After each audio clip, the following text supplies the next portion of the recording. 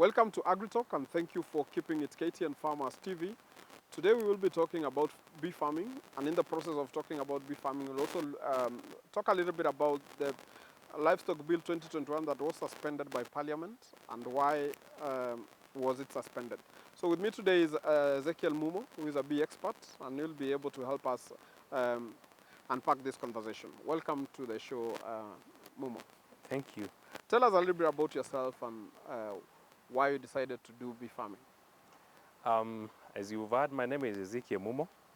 I am a beekeeper, and we run a production company called Bee Farmers Hub that does 4 things: production of hives, training farmers, outsourcing the management of beehives, and buying the honey and reselling back to selling the honey. I've done beekeeping for the last 7 years. It's my full-time job, and I've also brought other people on board to help me in the whole sector, the whole activity of beekeeping. Yes. Okay. How did you get into beekeeping?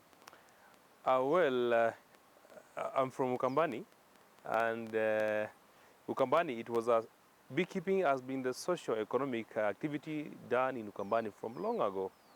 And I grew up with beekeeping from my grandparents, from my parents. So it is something that I found being done.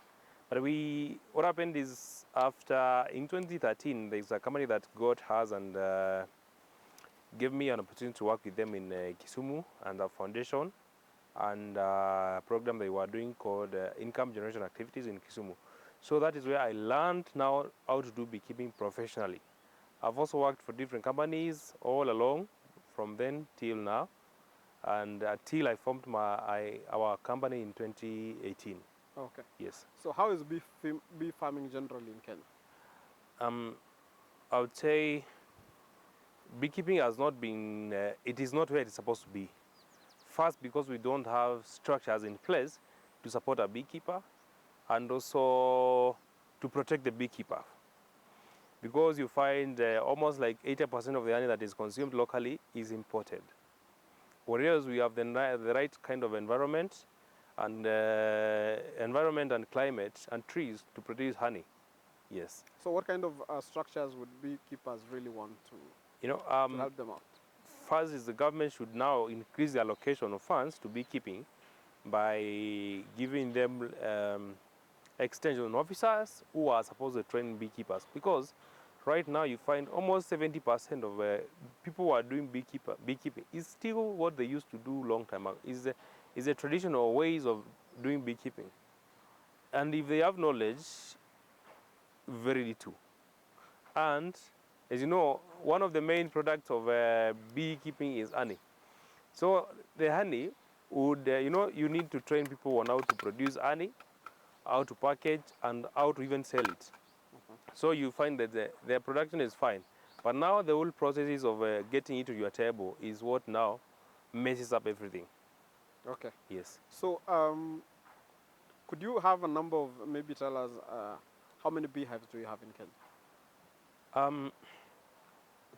That data, whatever data we have, was done in 2010. And they were estimating around 20,000 hives and 25,000 hives in Kenya. But now, it's almost 10 years from then. Currently, there is no data that really documents how many number of hives we have in Kenya. Okay. Yes. So if I want to start an apiary for myself, what do I need to know, or what do I need to have in mind? First of all, you need to embrace and know that beekeeping is like any other form of agriculture or farming. It's not, very many people will believe that I only need to have bees and put them in the forest and go and harvest. It doesn't work that way. What happens is, for you to start beekeeping first, you need the beehives. You need to be trained, and then after training, now you need someone to walk you through the whole process. Walk you through your beekeeping. Yes. So beehives, training, and someone to walk you through. Okay. Yes. You've talked about the kind of beekeeping that people think is still being done the old way. Maybe you can tell us the difference between the old traditional way of keeping bees and the new way of keeping bees? Take us through both. You will start the traditional way of doing beekeeping has different aspect. Beekeeping has different aspect. One of them is the equipment that you use. The equipment and the methods of getting the honey from the farmer to you. I mean, from the hive to your table, and the other one is now the method of marketing. In traditional ways, they use what we call the traditional hives. In this case, traditional may be relative. The log hives, what they sometimes use, the windsock-like hives, like the Ogieks, they use those hives. Even parts of Baringo or Kambani, they use the traditional hives. The other one is the way they harvest. They do not have the wool clothing or the wool suit that is used to harvest. And also, there's another tool called a smoker. Those, I mean, traditional ways do not embrace the use of a smoker. But they just join sticks together, light them with fire, and now go and harvest.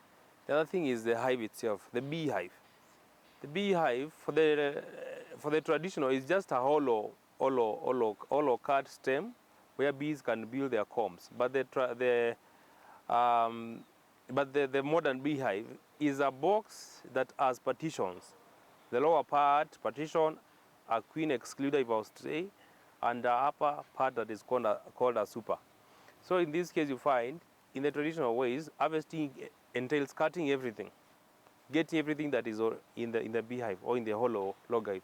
But in the modern ways, you only remove the honey itself, leaving the rest of the brood for the bees now to regenerate after you harvest. Mm-hmm. Yes. As now, in the modern ways of beekeeping, you can find a farmer harvesting more than 4 times, 5 times in a year, as opposed to traditional when someone would harvest only once in a year or twice in a year maximum. Okay. Modern ways, we wear suits. Those are the clothes to protect us. We use more smokers. We use machines that are called extractor machines to only get the honey from the hive, put the combs back, then bees would put honey. So in that case, now you find you're giving bees very easy time to rebuild again. Okay. Yes. You talked about the traditional way of using fire to generate smoke. Yes. What is the disadvantages of using that fire? You know, the smoke they get, they join sticks together, then they tie them and they light them. Then you put off the fire. Obviously, you get smoke from that. That sometimes it lights again and burns bees. And even if bees will come in contact with the or charcoal, they will be burned. So you end up burning a lot of bees, hence reducing the quantity or the colony. In modern ways, we use a machine that is called a smoker that only produces a smoke.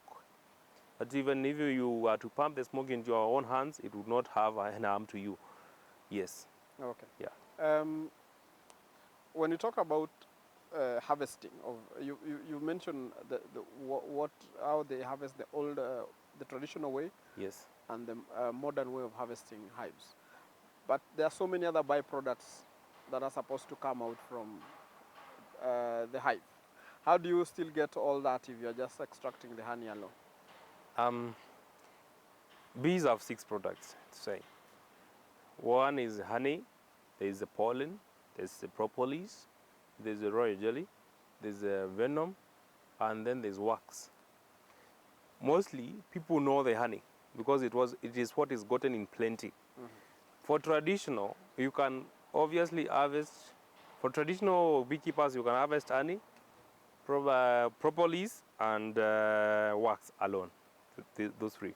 But for modern ways, you can harvest all those products, and it depends what you want as a beekeeper, because there are other inclusions or other equipment that you get to aid you or to help you in harvesting. If you want pollen, if you want propolis, if you want venom, if you want the royal jelly, all of them. Yeah, it's just a matter of exactly knowing what you want to get into the hives, and then you get it.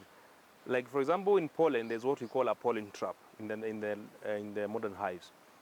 For propolis, there's what we call a propolis collector that is put on top of a beehive, not on top, but where you have the clear board, and then you will get propolis from there.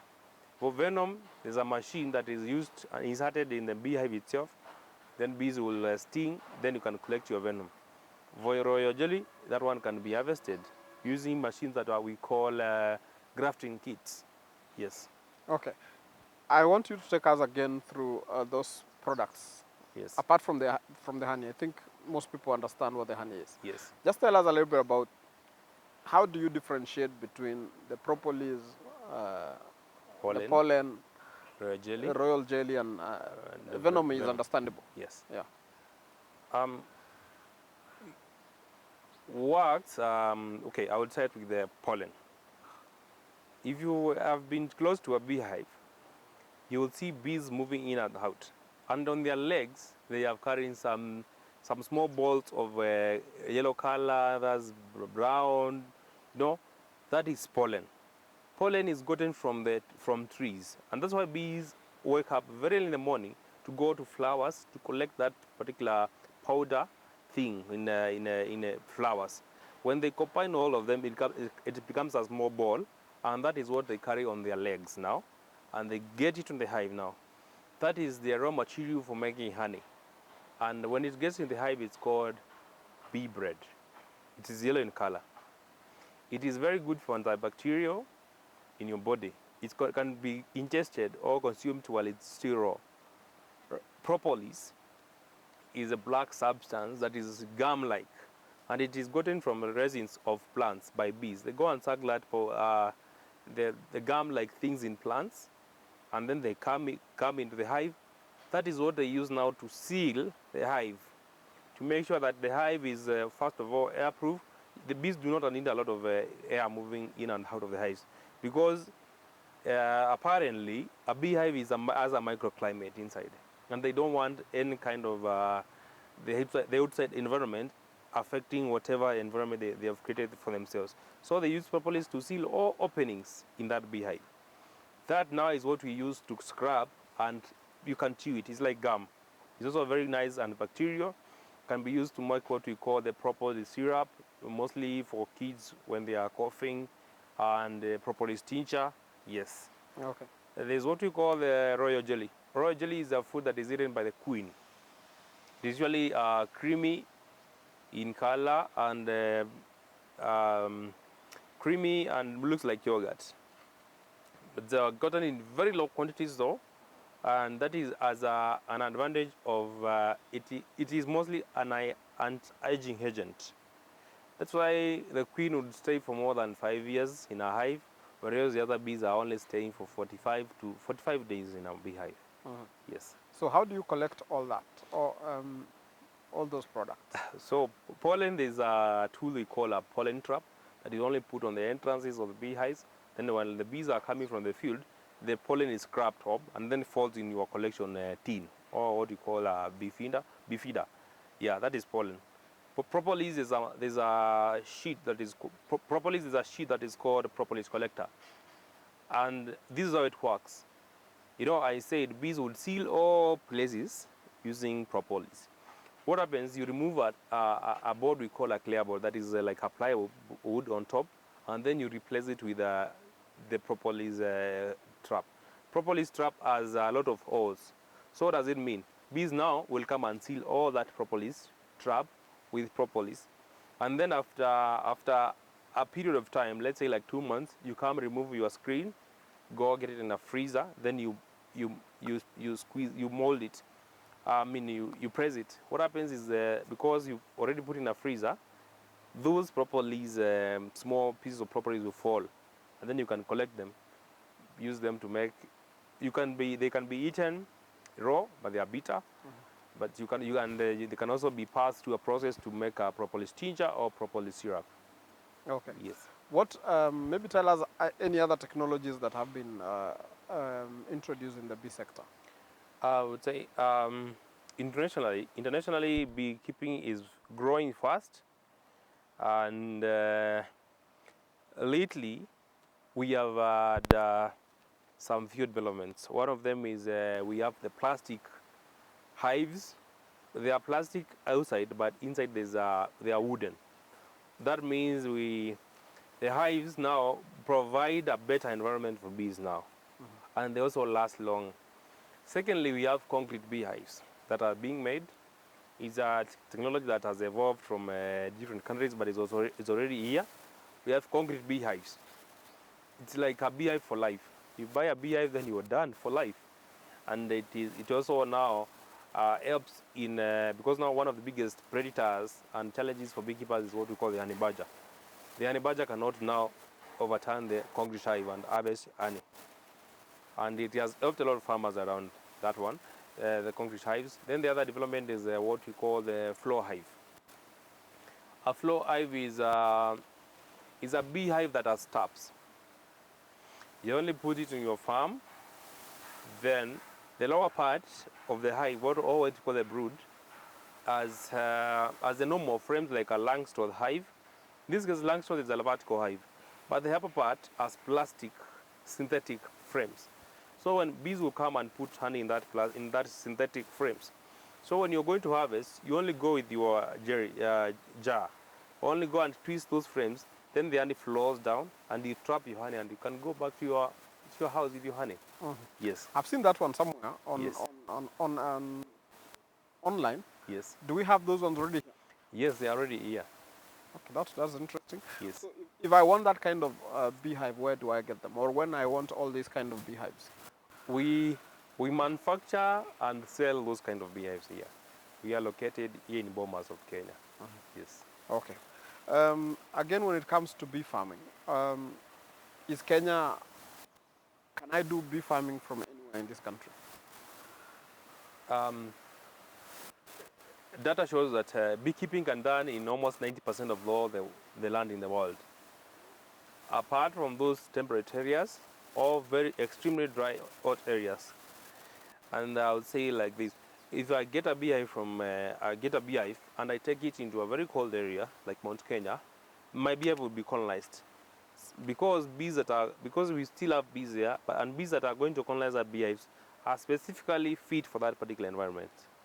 So I would say there's no place in Kenya where you would not do beehives. Probably in Lake Victoria inside you cannot do beehives there or somewhere else.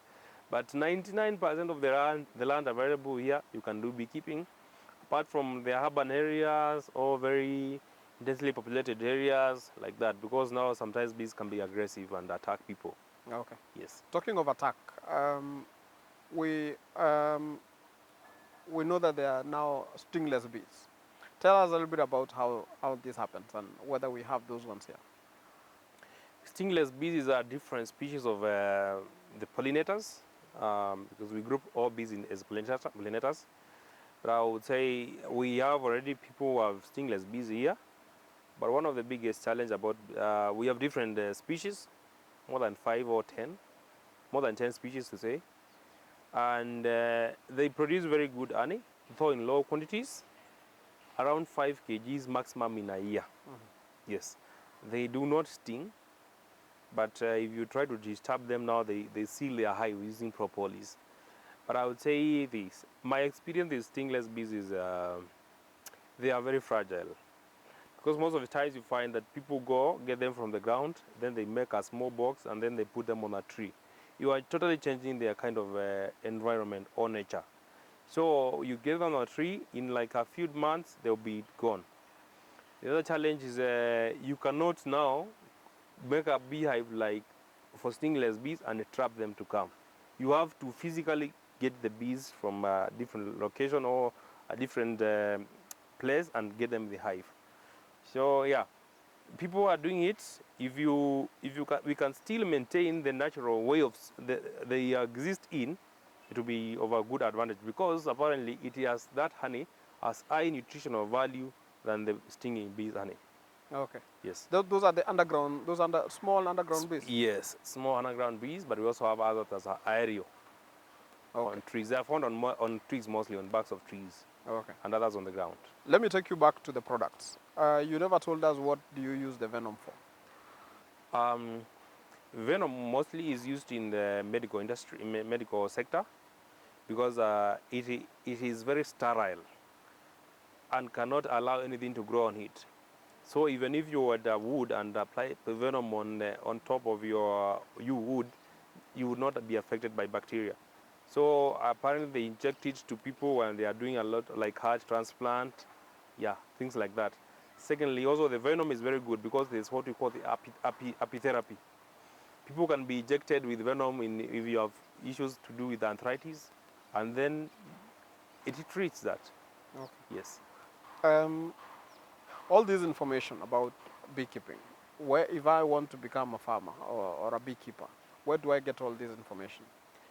Currently, we have the National Beekeeping Institute that is on Ngong Road. They train beekeepers, that's from the government. We also have Baraka technical training that is in Molo. They train about beekeeping. Secondly, we have companies like Bee Farmers Hub trains. We usually have a training on every month for new beekeepers, also established beekeepers. Yes. Okay. And how do you encourage the youth to join beekeeping? Or how many youths do we have in beekeeping? I would say youth should be able to open our eyes and see beekeeping as a new opportunity for them to tap in. Because one thing, however much, for beekeeping you need land. I know most of these don't have land, but you can talk to your parents or talk to your guardians and get a small piece of land, lease either, and keep your hives. Because beehives have beehives, and to say so, I mean to say honey as high returns. I would tell you like honey is one of the most expensive foods around. A kilo is going for around 1,000. Hotels sell is 1,000 shillings right now. So if you can have your like 5-10 beehives, and one hive can give you around 20 to 30 kgs in a year, and they have 10 hives, that is like flat gross. My gross would be around 300 shillings, assuming I have the right management for my hives. Yes. When you talk about management, what is needed? As you started, I said beekeeping should be taken as any other form of farming. You need to take care of your beehives, you need to go inspect, you need to know when to harvest, how to harvest, and how to package one and probably resell it, sell it. Management entails going, inspecting, physically opening the hive, removing frames, checking what is inside. Again, controlling pests. Because these black ants, you know the black ants, are a very big pest for bees. So if you stay for long or you wait for too long, bees will be infested with the black ants and they would swim away, what we call absconding. Yes. So you need to manage, you need to be going to your hives probably at least once in every 2 months. Go open, check whether there are pests, if there's shrubs around your beehives, you clear them just 1 meter from the hives. And check what time you're probably due to harvesting. Are there pests? If they are there, how do you control them? In that case, now you're doing what you call management practices that will give you optimum production. Yes. Okay. Mumo will take a short commercial break. Yes. But when we come, we will continue this conversation. For our viewers back at home today, we are talking about bee farming. But now we are just taking a short commercial break, but we will be back in a few.